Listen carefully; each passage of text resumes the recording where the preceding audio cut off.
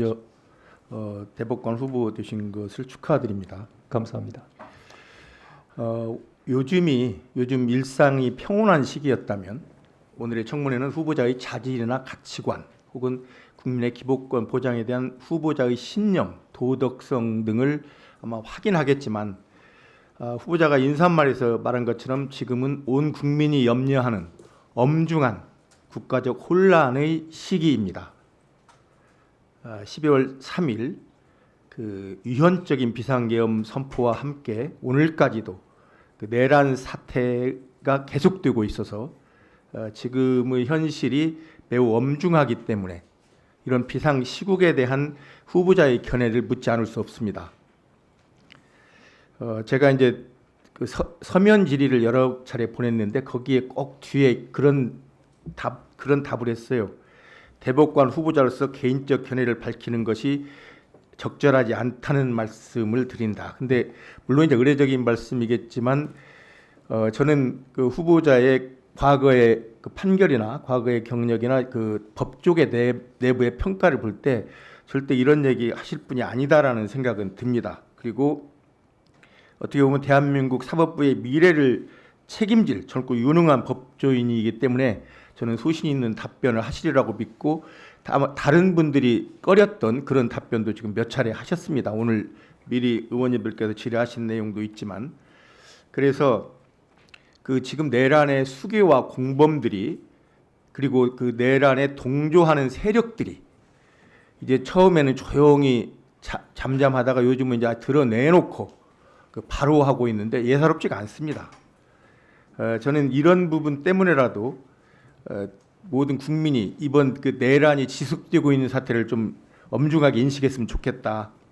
그리고 제가 그 후보자를 추천한 대법관 임명제청 한 그 이유를 보니까 그 중에서 이제 좀 길게 돼 있는데 그 중에서 제가 좀 주의 깊게 봤던 건 시대의 변화를 읽어내는 통찰력과 우리 사회의 다양한 가치를 아울릴 수 있는 포용력 그리고 국민의 눈높이에 맞는 도덕성과 훌륭한 인품 등을 두루 겸비하였다. 이런 내용이 들어있어서 어쩌면 오늘의 사법부에 처한 어떤 어려움을 극복해낼 수 있는 앞으로 극복해낼 수 있는 그런 자질을 가진 분일 수도 있겠다라는 생각을 했습니다. 그 아까 인사 말씀에서도 들어있었지만 사법부의 독립정신이 그 어느 때보다도 강조되는 시기라고 하셨는데요. 지금 사법부는 독립적입니까? 저는 솔직하게 얘기 한번 해보시죠. 네, 독립적이라고 생각합니다. 그렇게 생각하세요? 믿으십니까? 네, 그렇게 믿고 그다음에 더욱더 그 점에 대한 소신과 용기를 잃지 않고 더 강화시키고 지켜나가야 한다. 저는 그렇게 생각합니다. 그러니까 지금의 사법부가 독립적이긴 하지만 더 독립적일 수 있도록 더 노력을 하겠다. 네, 이렇게 아마 되겠습니까? 저뿐만 아니라 우리 사법부 구성원 모두 그렇게 생각하고 있습니다.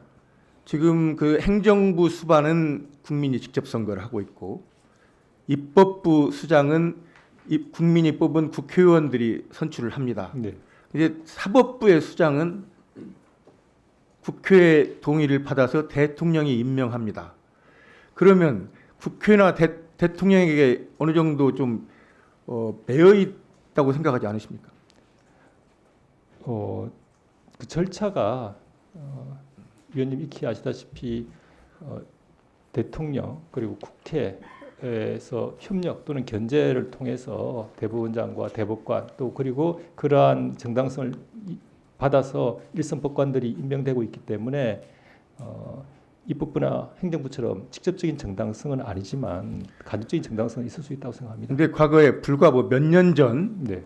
우리 이제 법원 사법부에서도 좀 썩 유쾌하지 않은 일들이 있었지만 그 네. 일들이 바로 인사권에 관련돼서 비롯된 것이 아닌가 싶은데요. 네. 그 부분은 아까 좀 더 그 개선해야 될 부분이 있다면 개선하겠다는 그런 자세로 네. 주변의 동료들과 함께 저는 사법부 독립이 매우 엄중하다. 최근에 제가 들은 얘기들 뭐 가끔 듣는 얘기인데 그 재판을 받으러 가는 사람들이 하는 얘기가 있습니다. 판사 잘 만나야 된다. 그게 무슨 뜻이겠습니까?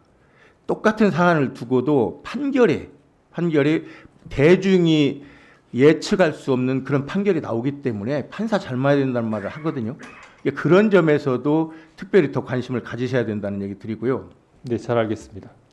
제가 오늘 묻고 싶은 건 그 내란죄와 군사 반란죄에 관련해서 좀 묻고 싶습니다. 네. 내란죄와 군사 반란죄에 특별히 해당되지 않는 사람이나 뭐 직군이 있습니까? 그 일이 실행이 됐을 때?